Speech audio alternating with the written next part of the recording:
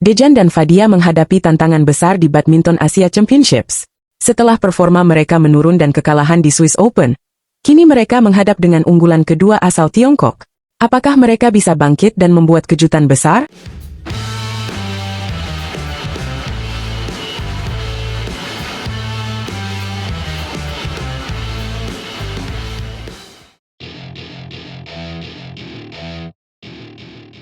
Halo badminton lovers, selamat datang di Catatan Badminton, tempat di mana kita kupas tuntas berita terbaru seputar dunia tepak bulu. Kali ini, kita bakal bahas tentang pasangan ganda campuran Indonesia, Dejan Ferdinansyah dan Siti Fadia Silva Ramadhanti, yang tengah bersiap menghadapi Badminton Asia Championships. Tapi sebelum itu, jangan lupa like, subscribe, dan nyalakan lonceng notifikasi supaya gak ketinggalan update menarik lainnya. Dejan Ferdinansyah dan Siti Fadia Silva Ramadhanti sedang mengalami tren penurunan performa. Setelah sempat menggebrak dengan menjadi runner-up di Thailand Masters, mereka justru harus tersingkir di babak awal Swiss Open. Lawan mereka bukan sembarangan, yakni pasangan asal Thailand Dechapol Puavaranukroh dan Supisara Paiwampran. Sayangnya, hasilnya jauh dari harapan. Dejan dan Fadia kalah dengan skor mencolok, 9-21 dan 7-21. Dejan pun mengakui bahwa hasil tersebut jauh di bawah ekspektasi mereka. Ia merasa bahwa performa mereka menurun, dan salah satu penyebabnya adalah kurangnya latihan bersama. Bayangkan saja, selama 1 bulan mereka tidak berlatih bersama. Dejan sendiri menyebut bahwa saat bertanding di Swiss Open, mereka lebih banyak meraba-raba posisi dibanding menerapkan pola permainan yang matang. Ia mengaku bingung dalam menentukan arah serangan, karena belum menemukan kembali chemistry dengan Fadia di lapangan. Fadia juga merasakan hal yang sama. Menurutnya, posisi saat bermain di sektor ganda campuran jauh lebih cepat dibanding ganda putri. Ia sempat berbicara dengan Dejan tentang rasa kagoknya dalam menyesuaikan posisi. Dalam ganda campuran, peran pemain putri sangat krusial. Mereka tidak hanya harus bertahan, tetapi juga harus cerdik dalam menciptakan peluang smash bagi pasangan mereka. Hal ini jelas berbeda dibanding ganda putri, di mana pola permainan lebih didominasi rally panjang dan permainan bertahan, agar dapat tampil lebih baik di turnamen mendatang. Dejan dan Fadia sepakat untuk lebih banyak latihan bersama.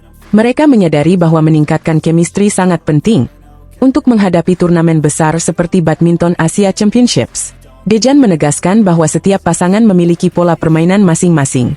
Kadang, pola tersebut bisa berubah tergantung lawan yang dihadapi. Oleh karena itu, mereka merasa perlu lebih sering berlatih berdua agar bisa kembali ke performa terbaik. Ke depan, mereka akan menghadapi tantangan berat di Badminton Asia Championships. Bayangkan, di babak awal saja, mereka sudah harus bertemu dengan unggulan kedua asal Tiongkok, Feng Yanzhe dan Huang Dongping. Tentu ini bukan lawan yang mudah.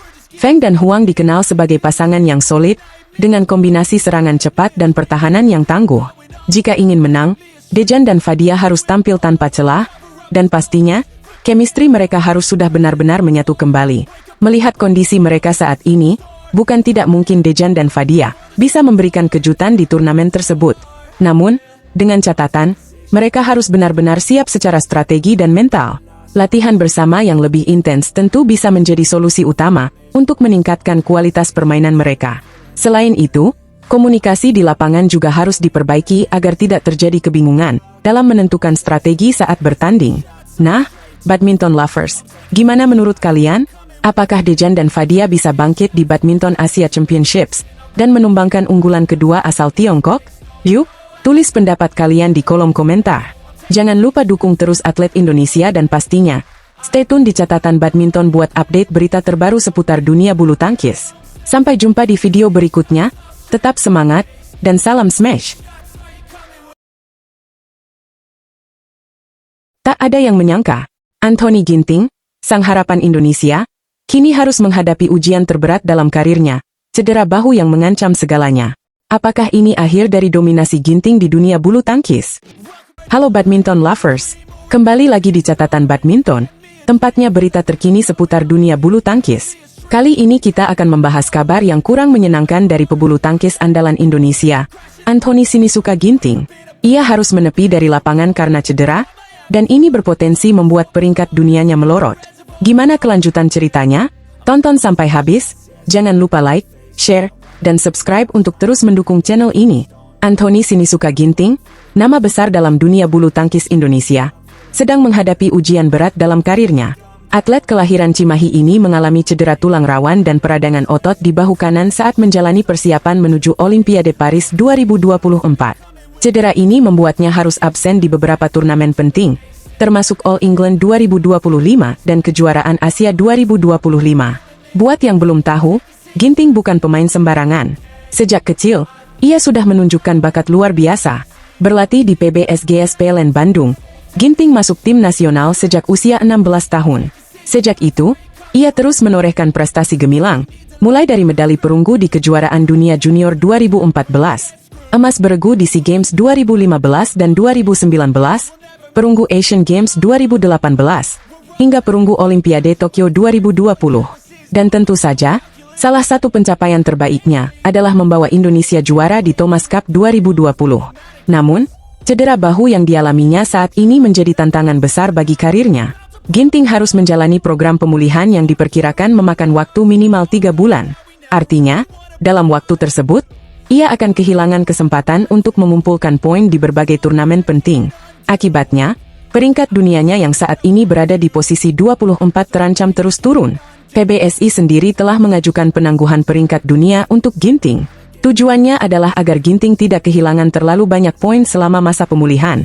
Ini langkah yang sangat penting, mengingat ketatnya persaingan di dunia bulu tangkis. Jika peringkatnya turun terlalu jauh, maka saat kembali nanti, Ginting harus bekerja ekstra keras untuk kembali menembus level tertinggi. Meski begitu, Ginting tetap menunjukkan semangat juang yang luar biasa. Ia kini fokus penuh pada pemulihan, dan berharap bisa kembali ke lapangan dalam kondisi terbaik. Dukungan dari keluarga, tim pelatih, dan tentu saja para penggemarnya menjadi sumber kekuatan bagi Ginting untuk melalui masa sulit ini. Publik Indonesia tentunya berharap Ginting bisa segera pulih. Kehadirannya sangat dinantikan, apalagi dengan catatan prestasinya yang luar biasa.